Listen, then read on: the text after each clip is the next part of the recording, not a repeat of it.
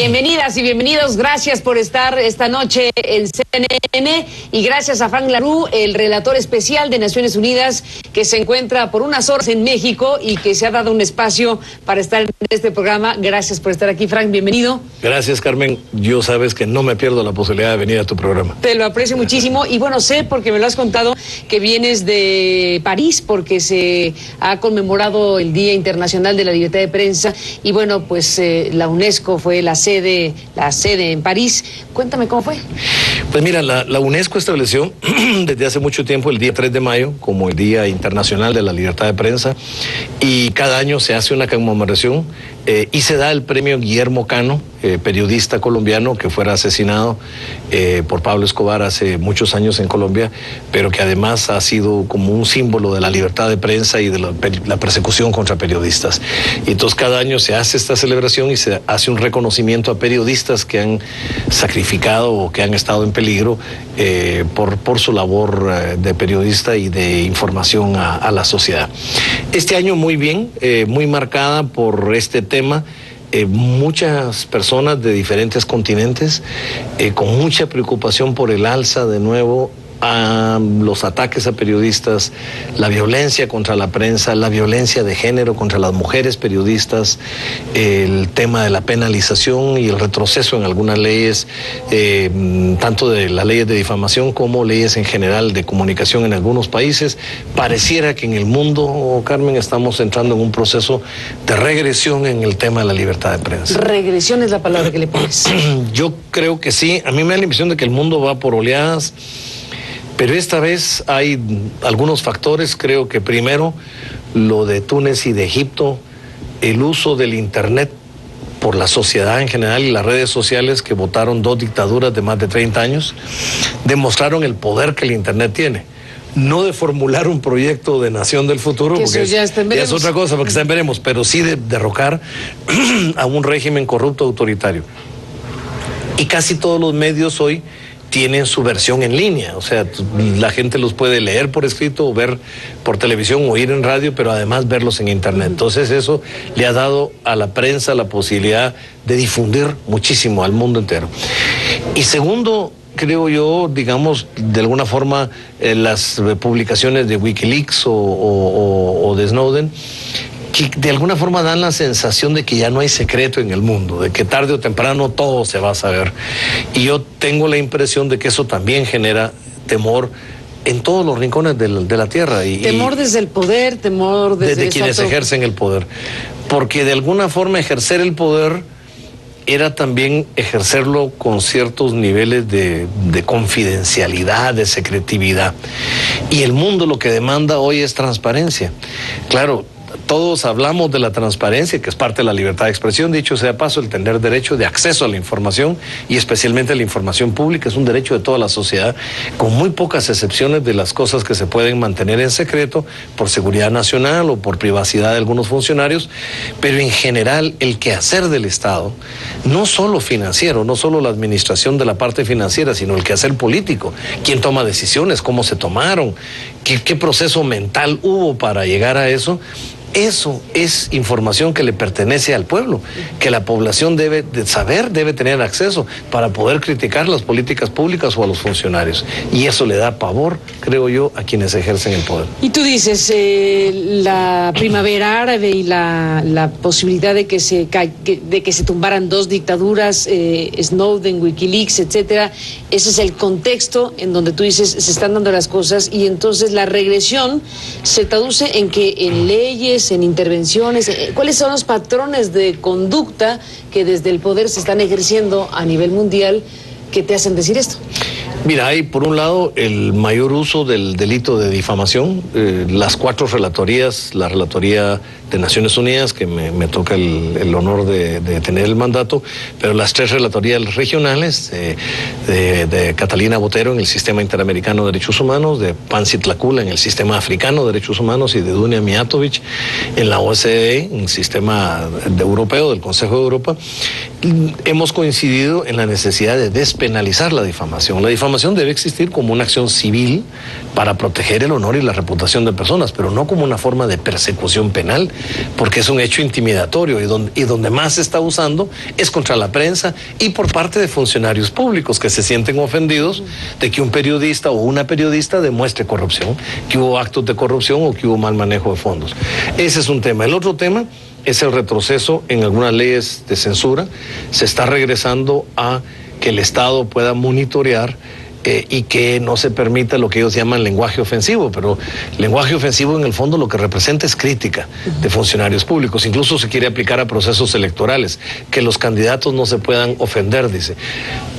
Interferir con el debate político, el debate público es muy delicado. Yo creo en el respeto y creo que hay que ser muy respetuosos, pero creo que ese es un tema cultural, no se puede legislar, digamos, eso y bloquear esta libertad de debate es peligroso porque implica de nuevo imponer regímenes autoritarios que le está diciendo a la prensa y al público en general qué es aceptable decir y qué no. Y por último, el tema realmente ya de la intimidación directa. Hay un alza en los actos de violencia contra la prensa en el mundo, tanto de amenazas como de asesinatos, como de acciones de intimidación al extremo de que el Consejo de Seguridad primero emitió una resolución sobre periodistas en zonas de conflicto y el año pasado hizo una reunión en diciembre que me invitaron a participar sobre persecución de periodistas en países que no están en zonas de conflicto y que tienen países democráticos, pero donde por tensiones violentas contra el crimen organizado, el narcotráfico de cualquier tipo, están sufriendo ese nivel de presión y de persecución. Y yo creo que esto es muy delicado. En el mundo hay más violencia contra los y las periodistas y un enfoque muy particular que algunos países europeos están levantando el tema, y yo comparto esa visión, es el enfoque de los ataques particulares contra mujeres periodistas. El uso de la intimidación de género contra las mujeres que ejercen el periodismo es realmente serio y realmente grave. Entonces yo creo que esto amerita una reflexión de todos los estados y una respuesta con mecanismos de protección. Hay un plan de Naciones Unidas interagencial, pero me parece a mí que la protección no debe venir de afuera, de Naciones Unidas, hacia adentro, hacia los países, sino debe ser al revés. Cada estado debe establecer un mecanismo interno de emergencia de protección de periodistas y defensores y defensoras de derechos humanos. ¿Qué en particular, Frank, de todo lo que has dicho, qué en particular o qué situaciones se están viviendo contra mujeres? Porque pones ojo en el tema de las mujeres periodistas. Mira, en el tema de las mujeres, varias cosas que estamos observando. Uno, muchas amenazas con connotación sexual. Amenazas de que van a ser violadas, de que van a ser intimidadas. Muchas amenazas que tienen que ver con la familia, con los hijos y las hijas que pueda tener la periodista. Muchas amenazas incluso hacia los centros de trabajo, a que no las contraten, o incluso a veces acoso por parte de otros empleados u otros trabajadores. Entonces yo sí creo que hay que replantearse, digamos, en ningún momento limitar la función periodística de las mujeres, que yo creo que es excelente, sino al contrario, replantearse cómo garantizar estos mecanismos de seguridad para las mujeres. Dicho sea paso, yo creo que estamos en un momento de crisis del papel de la mujer en el mundo. Digamos, hay el retorno a ciertos fundamentalismos y algunos países y algunos líderes políticos hombres se sienten intimidados por mujeres que juegan un papel de liderazgo en la política, pero también sucede por mujeres que juegan un papel relevante en el periodismo. Déjame, Frank, hacer una pausa y regresamos en esta conversación. Volvemos.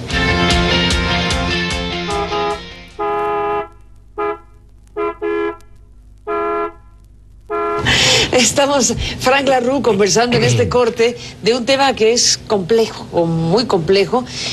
Ya mencionaste la fuerza que da el Internet a las personas, el empoderamiento de las personas, y que en casos como Túnez o como Egipto, bueno, han derrocado dictaduras, como mencionaste. Las luces y sombras de una herramienta tan poderosa, ¿qué sucede o qué debemos debatir en el mundo cuando desde el propio Internet, que es el espacio libre y soberano de la ciudadanía, también se puede observar el uso con recursos públicos o privados, de robots, bots, trollers, todas estas cosas que dirigen campañas específicas contra defensores de derechos humanos, contra periodistas, contra gente, en algo que se o aprecia. Intervienen en campañas electorales. O en campañas electorales. A favor de un partido o de otro. Y desde luego ni siquiera mencionar la palabra intervenir en ese espacio libre del Internet. ¿Qué Tú has puesto el dedo, tú has puesto el dedo en la llaga. Yo he sido un gran defensor del Internet. Creo que primero el avance en la humanidad nunca se detiene. La humanidad avanza con nuevas tecnologías y es lo lógico, y especialmente nuevas tecnologías que facilitan la comunicación, y en este caso el Internet facilita la comunicación, pero también facilita la investigación, el estudio. Fantástico, sí, todo. Es una herramienta poderosa. Pero yo hago siempre la analogía con otros avances científicos. Cuando Alfredo Nobel, por ejemplo, descubrió la dinamita, y él mismo lo reconoció y por eso estableció el Premio Nobel de la Paz, porque la dinamita fue el tremendo descubrimiento que podía servir para cambiar montañas, para abrir carreteras, para la minería, para mover al mundo, y sin embargo él también se dio cuenta que podía parar siendo usada para la guerra y para cundir el mal. Entonces él mismo entendió que un descubrimiento va a depender del uso que se le dé. Con el Internet pasa lo mismo. El Internet surgió como una red de científicos que compartían información a través de un sistema electrónico de comunicación. Eso fue todo. Solo querían compartirla entre ellos. Cuando se inventó la W del World Wide Web, digamos, se hizo la red mundial, entonces empezó a darse la comunicación mundial y después las redes sociales, y entonces empezó esto a desarrollarse por generación espontánea casi. Yo creo que es inevitable que se siga desarrollando, pero hay quienes lo usan bien y hay quienes definitivamente lo están usando mal. Y el peligro es que yo no creo en la regulación del Estado. Yo no creo que esto pueda ser regulado por el Estado, porque no quisiera ver a un Estado regulando contenidos. En el Internet, claro. En el Internet. Yo creo que es importante defender al Internet, defender la universalidad, que implica que sirva a todo el mundo, pero también que sirva a todos en todo el mundo, o sea, y a los sectores más pobres. Hay que defender la neutralidad. El Internet no debe estar a favor de ningún país, de ninguna ideología, de ningún grupo social, sino de la humanidad en su conjunto. Y estas son las dos garantías fundamentales. Eso también implica que sea democrático, que sirva a la multiculturalidad, etcétera. Ahora, que siempre va a haber gente que lo use mal, desde el bullying escolar, que es trágico, realmente ha llevado al suicidio a niñas y niños, hasta lo que tú decías, las campañas de desestabilización financiadas, que lo que antes eran call centers para mandar llamadas a un programa de radio o de televisión, ahora son el uso de estos robots o de estos mecanismos técnicos para bombardear de mensajes y de tweets y de mensajes electrónicos en contra de una persona o a favor de una persona. Y muchas veces con información falsa, subiendo fotografías ficticias, que tengo entendido que ya se ha dado incluso en México, subiendo información equivocada, queriendo desprestigiar a algunas personas o queriendo disimular algunos otros escándalos. Yo creo que la única forma de superarlo es, primero, estableciendo un mecanismo de educación sistemática de las nuevas generaciones. Esto es estructural y lleva tiempo, pero solo si la niñez, las niñas y niños aprenden a usar bien, a protegerse de los peligros y a usar bien el Internet, vamos a poder superar esta crisis. No le veo otro camino, porque hay países que están tratando de censurar. Turquía, por ejemplo. Mala noticia. Turquía prohibió el YouTube, pero bueno, de todos modos la gente joven encontró mecanismos alternativos de verlo, y tampoco era la solución, porque en el fondo estaba prohibiendo elementos de contenido. Entonces yo sí creo que no podemos pensar en soluciones de censura, sino más bien de prevención, de capacitación de la gente joven y de la niñez para usar bien este sistema. Pues sí, desde luego que es el espacio de libertad, y que los fenómenos que se dan ahí, uno tendría que apelar a que la propia comunidad de cibernautas puede identificar unas cosas y otras. Yo confío también y creo que mucha gente, o en general, se puede saber cuando hay una conversación espontánea, crítica o demoledora incluso, porque hay gran fuerza en las conversaciones de las redes, y cuando se trata de una maniobra de campañas inducidas y financiadas desde algún lado. Bueno, pues todo un tema, desde luego, todo un tema que nos ocupa. Déjame, Frank, hacer una pausa y regresamos en esta conversación esta noche en CNN. Volvemos. Fíjate que el otro día hablaba con...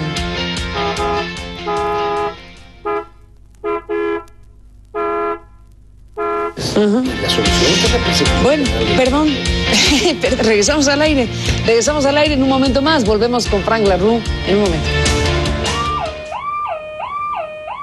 Claro, pero ahí es donde hay que tipificar delitos. Bueno, regresamos, Frank LaRue, en esta conversación, pues en estos días de conmemoración del Día de la Libertad de Prensa y con los muchos desafíos, las regresiones de las que hablas, los retrocesos que se están viviendo a nivel internacional en esta materia. Y nos quedamos enganchados porque es fascinante lo que está pasando con Internet.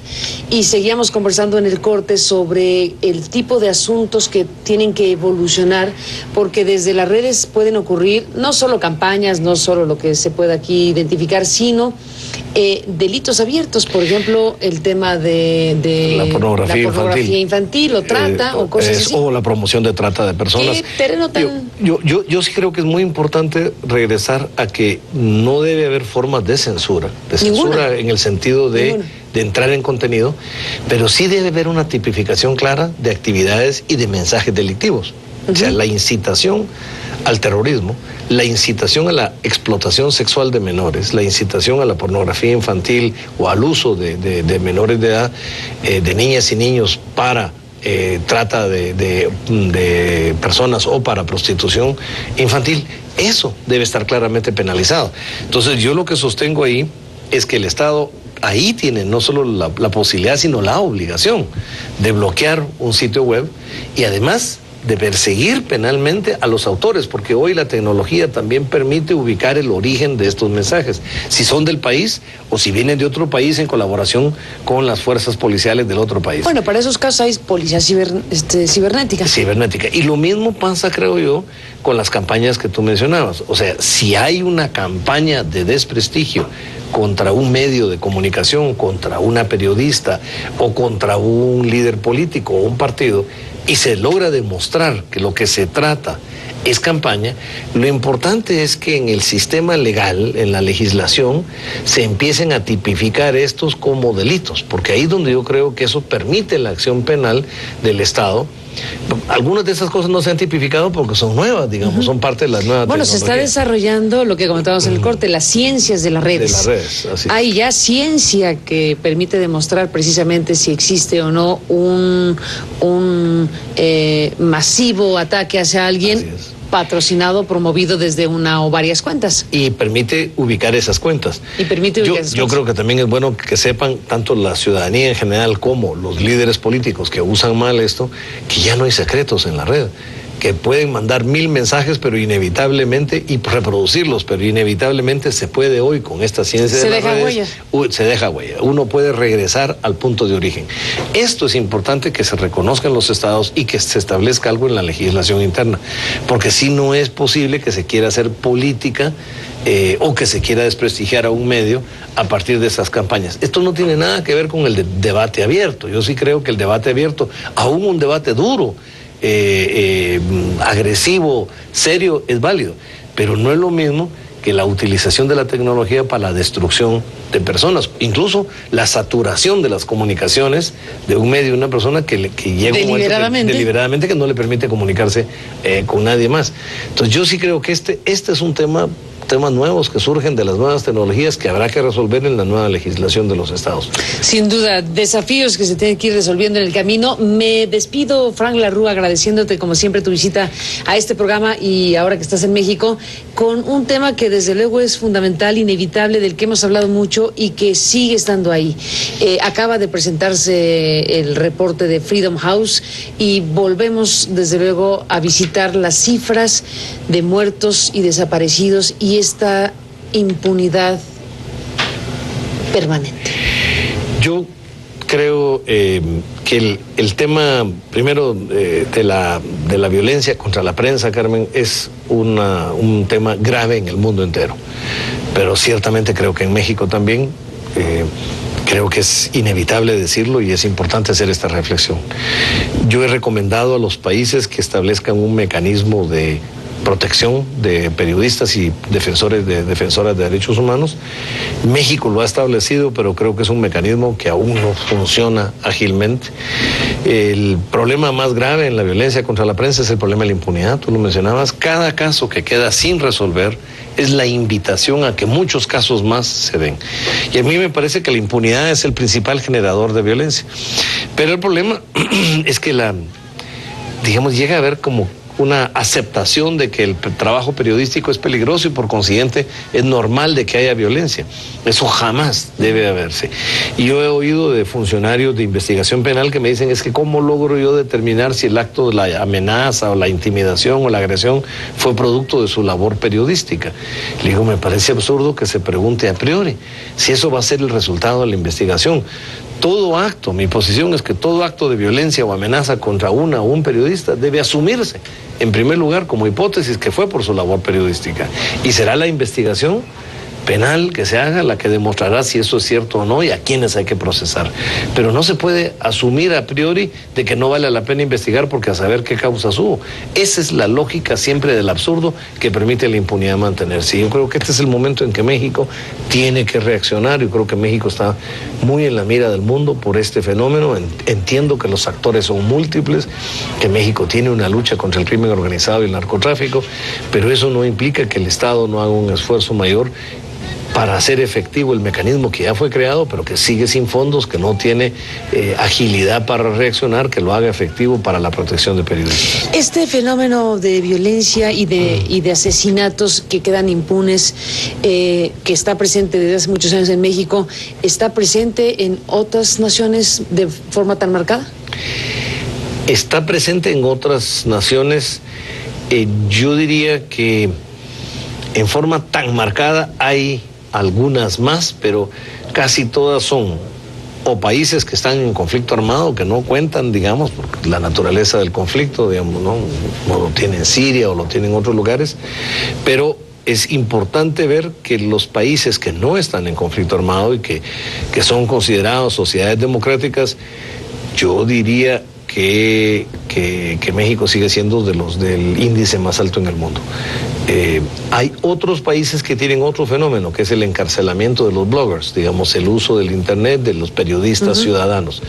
Pero en México más bien es la agresión directa, violenta, contra las y los periodistas profesionales incluso.